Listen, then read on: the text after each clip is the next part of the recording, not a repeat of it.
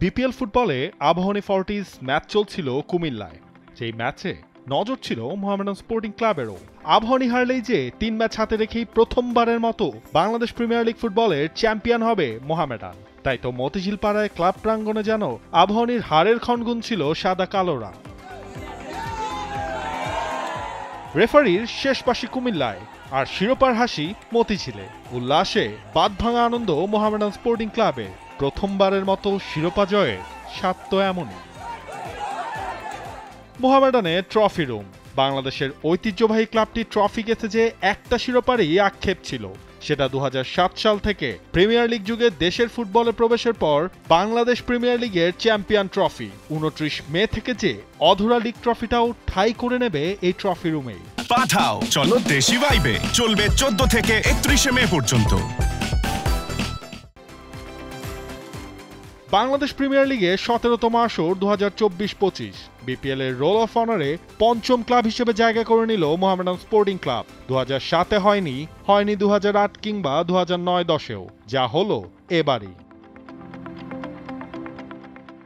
Dhaka first division কিংবা premier division league, BPL এর আগে দেশের সর্বোচ্চ ধাপে মোহামেডানের শেষ ট্রফিটা ছিল 2002 সালে।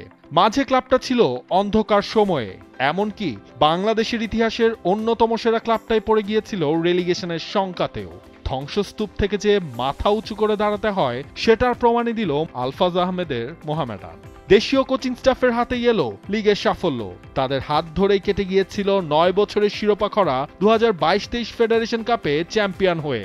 গেল মৌসুমে ঘরোয়া ফুটবলের 3 আসরেই রানার্স আপ। মোহামেডান যেন হাঁটছিল সাফল্যের সিঁড়ি ধরেই, যা 16 কলা পূর্ণ হলো এবার লিগ জয়ের মাধ্যমে। ধারাবাহিকতা একেই বলে। কাগজে কলমের হিসেব শেষ। বাকি থাকা 3 রাউন্ডে মোহামেডান হারলেও যে মতিঝিল পাড়াতেই যাচ্ছে বিপিএল ট্রফিটা। অথচ ফুটবলের জন্য নিজস্ব পূর্ণাঙ্গ মাঠ নেই।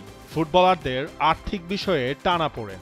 এসব প্রতিবন্ধকতার মাঝেও যে মাঠের খেলায় অনন্য ছিল মোহামেডান স্পোর্টিং ক্লাব। সাদা কালো জার্সির ওজন মনে হয় এটাই। Neville Khan, T Sports, Dhaka.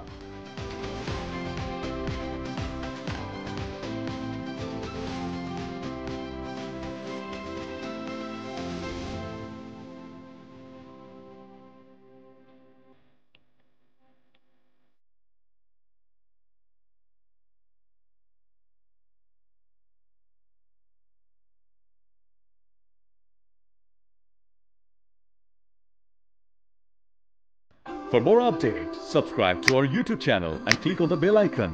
Follow us on Facebook and Instagram. Download T-Sports app to enjoy exciting games and highlights. Visit tsports.com.